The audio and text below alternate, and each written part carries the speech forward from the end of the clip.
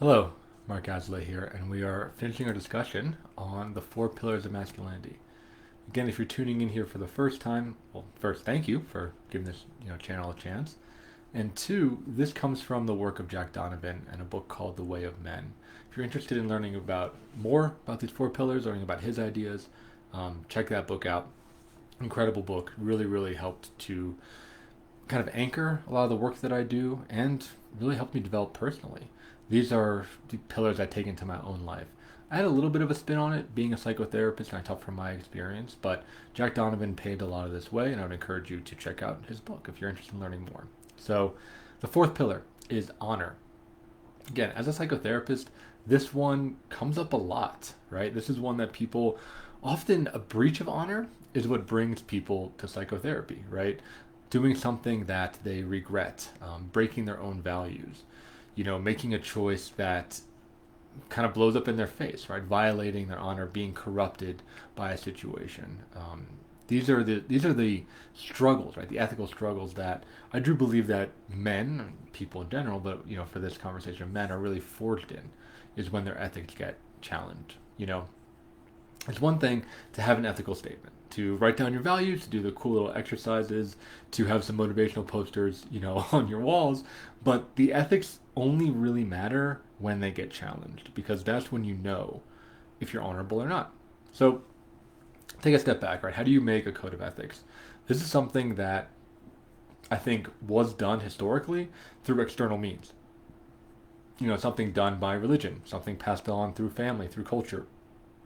We don't really have that in the dispersed American culture, right? Everything is often so individual that nothing sticks. It's this interesting thing that I'll, probably talk about in a future video, kind of this postmodernism idea, where because everything is valid, nothing is valid. There isn't like a code that people stick to because you can have a buffet of everything. And while that does create unbelievable freedom, something that I've definitely benefited from and leaned into, for most people, it's overwhelming or meaningless, right? It can either be way too much or it can be nihilistic and just fall apart. So in America, we're really challenged by this honor idea because we have to create ourselves. We have to create it by taking a little buffet piece from things that resonate with us. And the important thing, again, about honor is sticking to it. So, what I help my clients to do is develop three different lists. Okay. The first is your principles, right? These are what you believe, right? Honesty no matter what. I believe in doing the hard thing.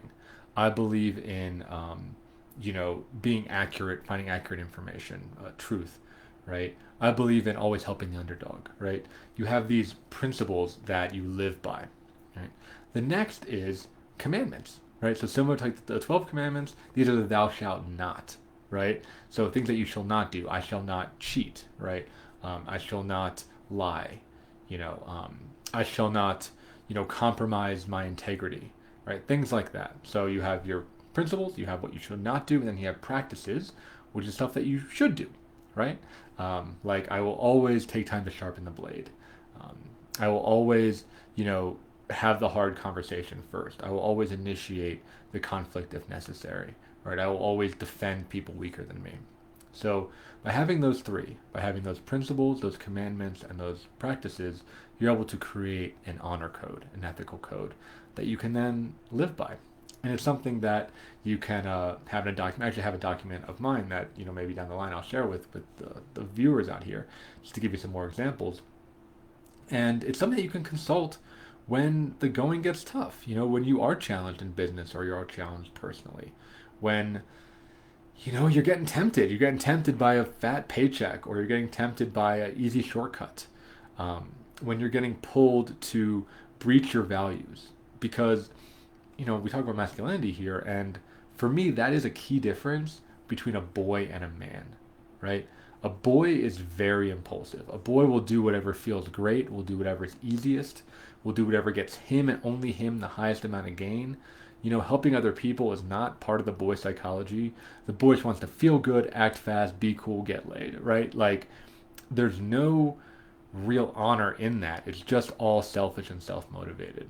When the boy elevates to a man is when honor really steps in, where you have to make those hard decisions, where you have to be selfless, where you have to, you know, also decide stuff about the world, right? You have to make decisions. The boy doesn't want to make decisions. The boy doesn't want to write down principles. The boy doesn't want to have rules. He just wants to have everything all the time and have the rules only apply to him when it's favorable. The man wants to have these rules, right? Wants to be able to make sense of reality, wants to be able to share wisdom and share knowledge with other people, wants to hold himself to a higher standard. That's what honor really is, right? It's becoming the man who you want to be and proving yourself to yourself, which we talked about in a previous video, when the going really gets tough. Because again, these things are going to get challenged. And if you are a high performer, if you are a leader, whether in your family or in business or in a social group, your ethics and honor is going to get challenged all the time. And it gives you tons of examples and tons of opportunities to just hone it and test yourself and really figure out, who are you under fire? Who are you when you face challenge? Who are you when you're looking temptation down the barrel? So that's a little bit on honor. I'm curious your thoughts about that. I wonder if you can comment on what some of your honor codes are, what some of your purpose and practice and principles are, what your commandments are, and any examples of when it's been tested and whether you passed the test and stuck to your guns, or you failed, right, and gave into temptation. Either way, sharing stories like that helps men to connect and helps us all to get stronger and to evolve together.